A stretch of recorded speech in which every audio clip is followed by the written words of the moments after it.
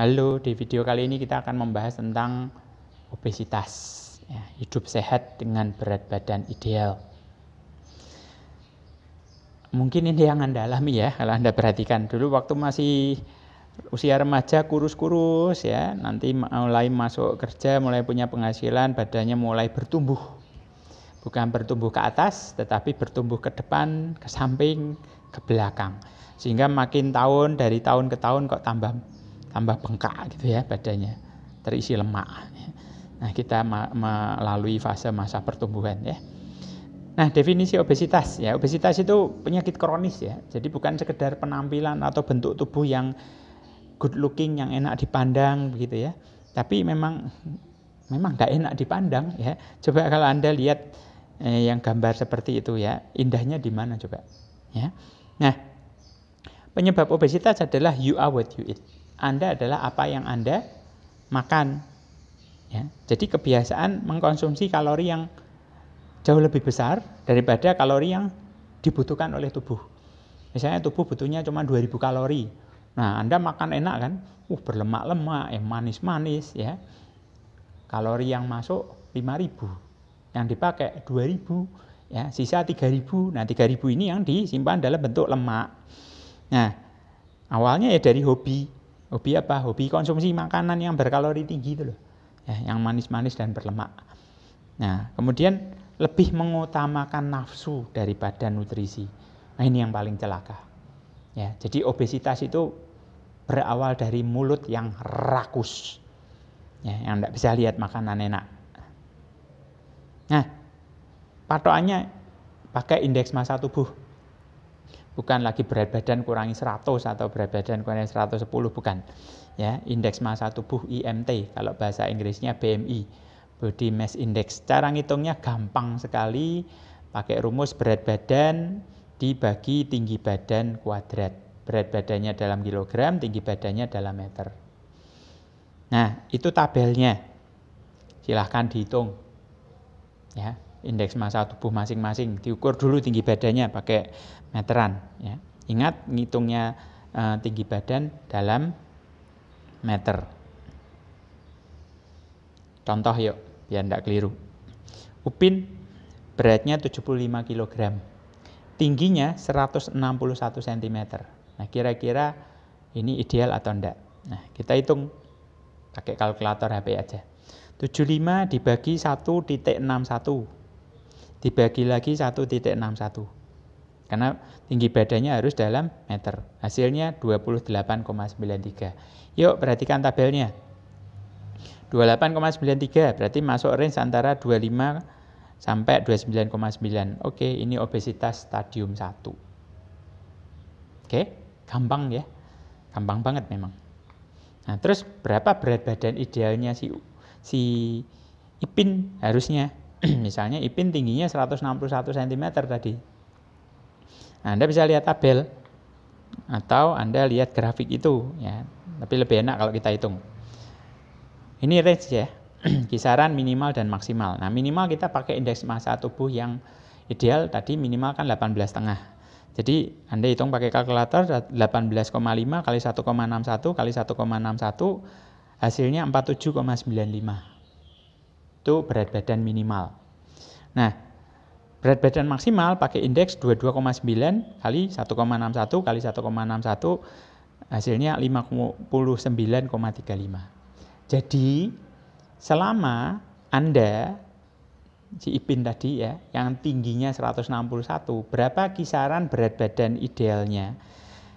Antara 47,95, buletinlah 48, antara 48 sampai 59. Itu ideal.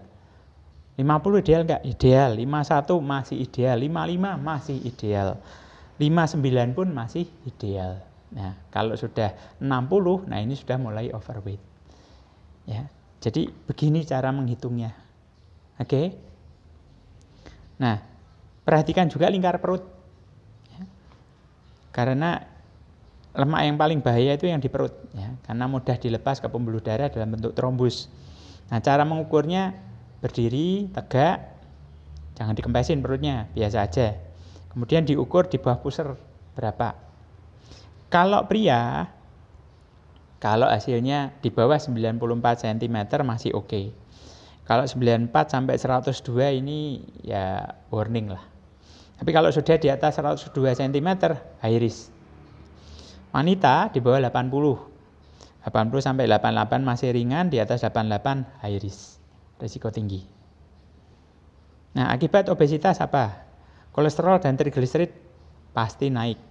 Ya, hipertensi, jantung, ya, 90% berawal dari obesitas. Anda bisa lihat kan beberapa artis, selebriti yang gendut-gendut meninggal ya karena sakit jantung. Kemudian stroke, hiperinsulin, diabetes, fatty liver, kelemahan di liver ya, batu empedu, kemudian kanker, osteoartritis, radang sendi, bagian lutut, sesak nafas saat tidur, ya biasanya orang gendut itu ngorok kalau tidur, ya bisa menyebabkan gangguan saluran pernapasan bahkan berakibat pada kematian mendadak atau sudden death. Varises, asam urat, gairah seks menurun, kemandulan. Nah, bagaimana mencegah obesitas? Nah, ini pola yang salah ya. Banyak orang yang diet yang melakukan hal ini soalnya. Makan hanya sekali. Habis itu tidak makan. Ya.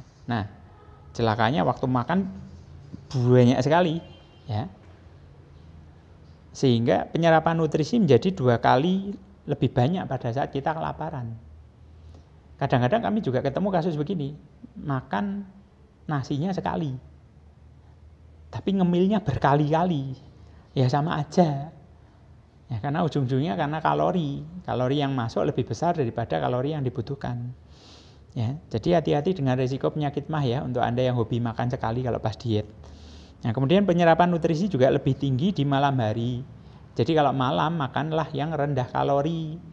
Ya, kalau mau makan yang agak tinggi kalori boleh di pagi atau siang hari karena Anda masih beraktivitas. Tapi kalau malam hari habis makan yang kalori tinggi kita tidur, numpuk kalorinya.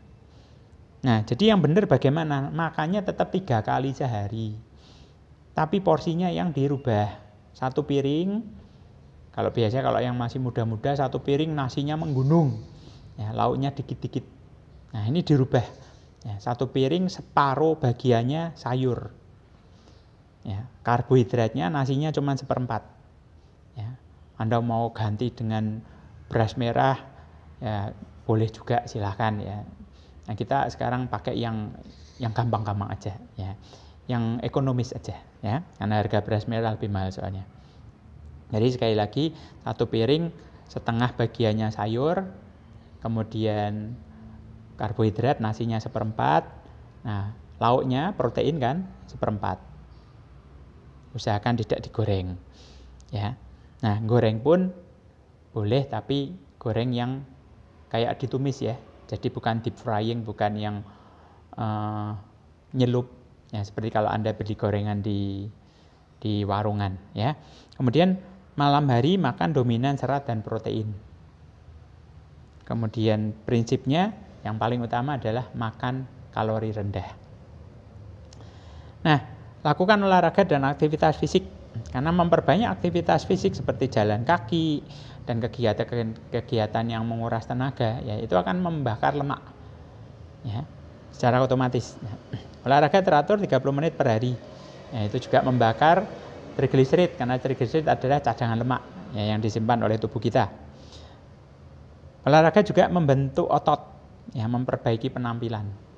Makanya kalau diet turunnya jangan banyak-banyak, karena kalau turunnya terlalu drastis tidak dibarengi dengan olahraga, nanti kulitnya jadi jelek sekali, ya. Kalau orang Jawa bilang glembreh gitu ya, goyor-goyor gitu. Nah, peranan suplementasi, karena suplementasi bisa membantu proses detoksifikasi, terutama detoks lemaknya. Ya, kemudian pilih yang herbal, yang aman dikonsumsi jangka panjang. Pastikan bukan suplemen yang bersifat sebagai pengganti makan. Ya, karena ada suplemen yang seperti itu. Anda makannya sekali aja. Nanti yang lain-lainnya yang 2 kali ya, itu minum suplemen ini. Ya turun berat badannya. Nah, cuman yang jadi masalah, yang terjadi adalah diet yoyo. Jadi pada saat diet, metabolismenya kan menurun. Nah, berat badannya tercapai nih yang ideal. Nah, karena sudah tercapai berat badan ideal, karena harga suplemennya juga mahal, akhirnya dengan pertimbangan ekonomi stop konsumsi suplemennya.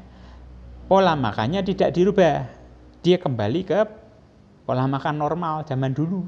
Akhirnya berat badannya naik lagi. Ya.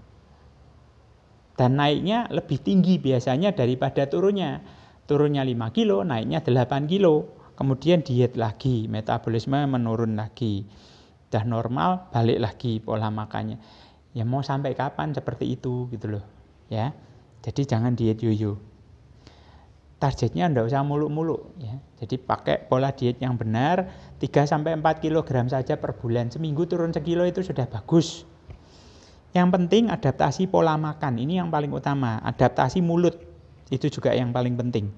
Ya, karena kita kan kebiasaannya kalau obesitas itu biasanya dari mulut yang rakus. Ya. Nah, cukup aktivitas fisik supaya tidak terjadi penumpukan kalori. Nah, komitmen jaga pola makan sesudah target tercapai. Ya, makanya kalau misalnya Anda berat badannya dihitung-hitung kelebihan berapa? 30 kilo. Nggak usah ngejar 2 bulan. Nggak perlu. Ya, 30 kilo target aja sebulan 4 kilo. Berarti 7 bulan sampai 8 bulan turunnya. Sampai ngejar normal.